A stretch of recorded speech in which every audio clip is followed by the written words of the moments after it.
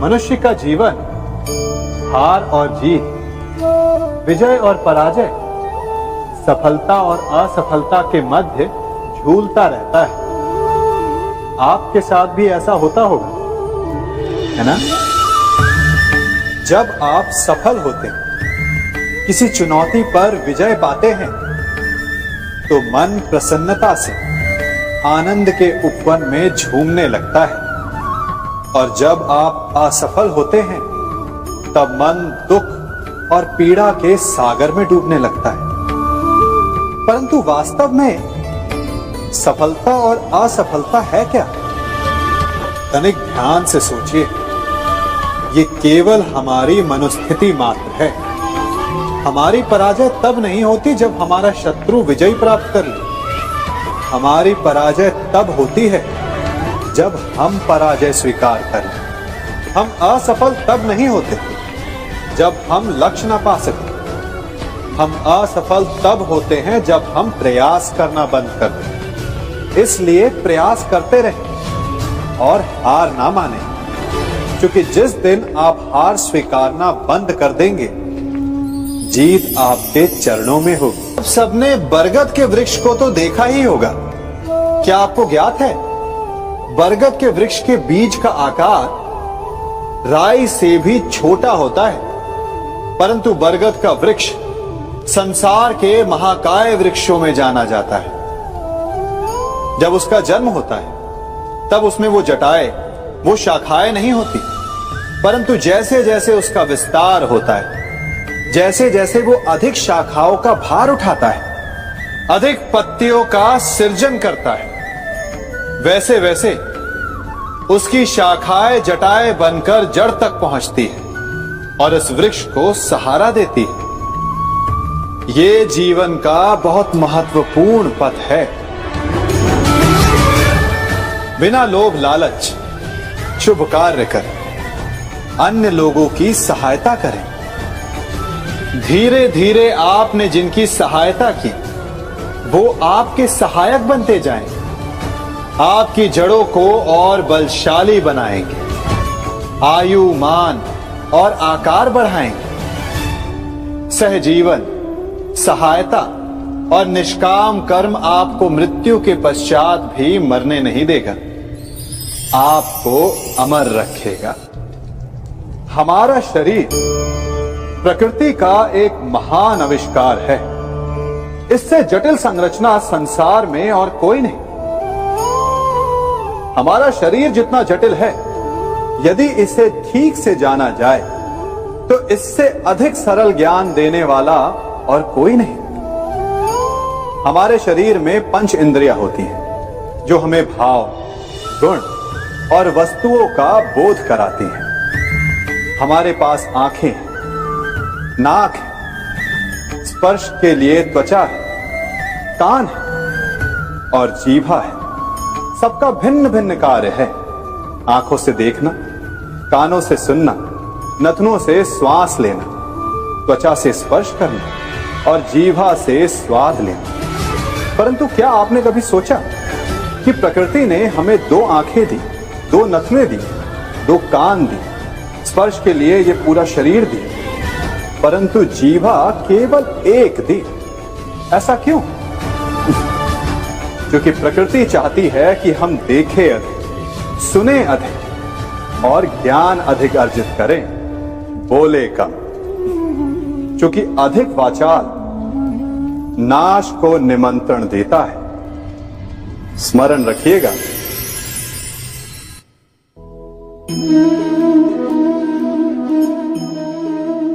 ये सदा यही कहते आए कि यदि आगे बढ़ना है तो अपनों का साथ दो।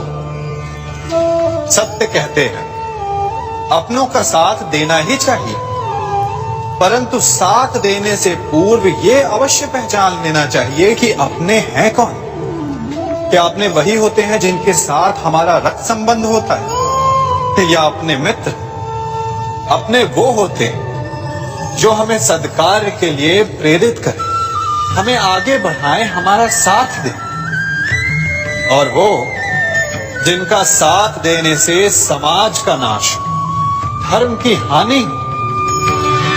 वो सगे हो करके भी सगे नहीं होते। इसलिए जब अपनों की परिभाषा का चुनाव करें तो उन्हें अपना माने जो आपका साथ दे, उन्हें नहीं जो हमें अज्ञान के मार्ग पर ले जाएं।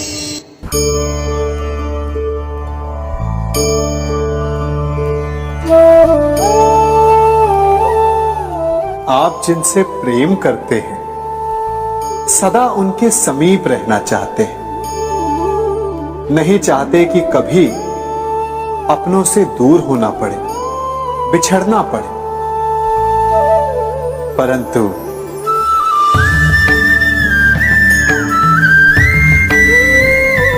एक समय के पश्चात अपनों से दूर हो जाना उन्नति के लिए आवश्यक है।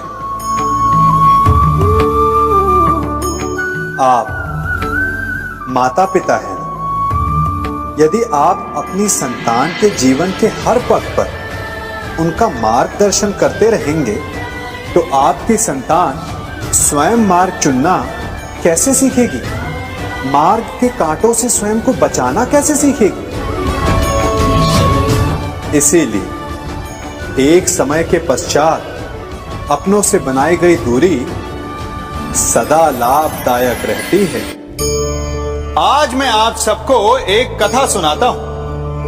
एक दिन प्रातः एक व्यापारी अपने घर से निकला।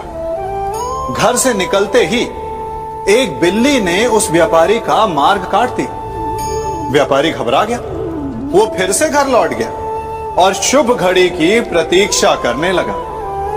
और जब वो पुनः अपने घर से निकला तब वो वाहन जा चुका था जिससे राजा तक पहुंचकर उसे भेंट देनी थी। राजा को भेंट नहीं मिली। राजा क्रोधित हो गए। राजा ने उस व्यापारी का व्यापार बंद करवा दिया। इस कारण व्यापारी क्रोधित होकर घर पर अपनी पत्नी से लड़ बैठा। पत्नी अपने बच्चों समेत मैके वापस चली गई और उस व्यापारी के जीवन में यदि कुछ रह गया था तो केवल अंधकार। और इन सब का कारण वो उस बिल्ली को मानता रहा जिसने उसका मार्ग काटा था। ऐसा ही एक दूसरा व्यापारी राजा को भेंट देने निकला और उस व्यापारी का मार्ग भी एक बिल्ली ने काट दिया। वो व्यापारी तनिक घबराया, परंतु उसने आगे बढ़ना अधिक उचित समझा। राजा तक वो समय पर पहुंचा। उसने राजा को भेंट की। राजा प्रसन्न हुए और राजा ने व्यापारी को अपना व्यापार बढ़ाने की अनुमति दी, स्वर्ण आभूषण दी। जब व्यापारी घर पर पहुंचा तो पत्नी को आभूषण और अपने बच्चों को देने के लिए वस्त्र थे उसके पास। हर ओर प्रसन्नता थी। समझ रहे हैं ना? दोनों के साथ एक ही प्रकार की घटना हुई, परंतु दोनों की प्रतिक्रिया भिन्न थी। ऐसा ही हमारा जीवन भी है। हमारे जीवन में प्रारब्ध का अपना स्थान है, परंतु उससे कई अधिक महत्वपूर्ण हमारी प्रतिक्रिया, हमारे सोच का प्रभाव है, क्योंकि यही हमारे जीवन को आकार देते हैं। इसलिए अपनी सोच को सकारात्मक रखिए। आपका जीवन सदैव आनंदमय।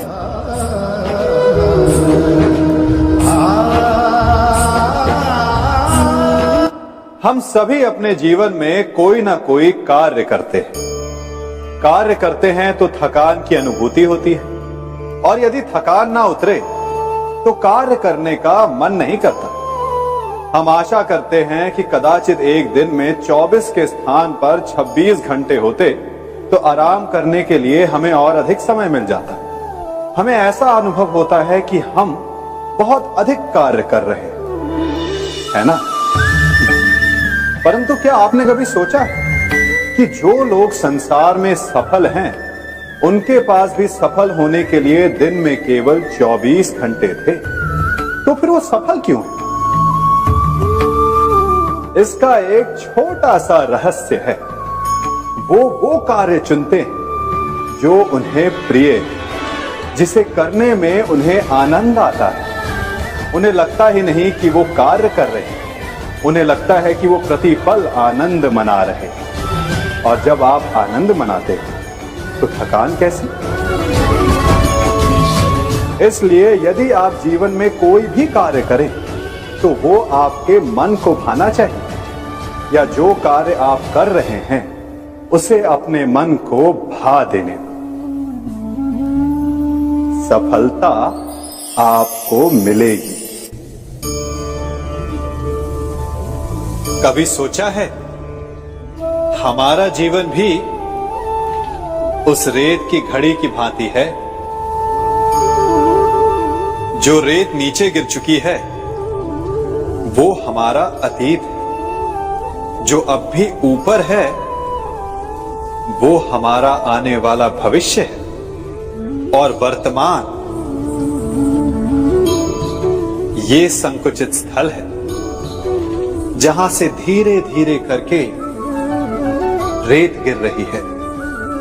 अर्थात हमारे पास जीने के लिए यही एक क्षण है। उसका उपयोग कैसे करना है ये हम पर निर्भर करता है। जो बीत गया उसका दुख मनाना है, या जो भविष्य में होने वाला है उसकी प्रतीक्षा में क्रोध करना है। सब कुछ करने के लिए यही एक क्षण है। प्रसन्न रहना है तो उसके लिए भी यही एक पल है। प्रतीक्षा करते रहोगे तो ये पल भी भूतकाल में बदल जाएगा। इसलिए आनंद के लिए, परोपकार के लिए प्रतीक्षा ना कीजिए।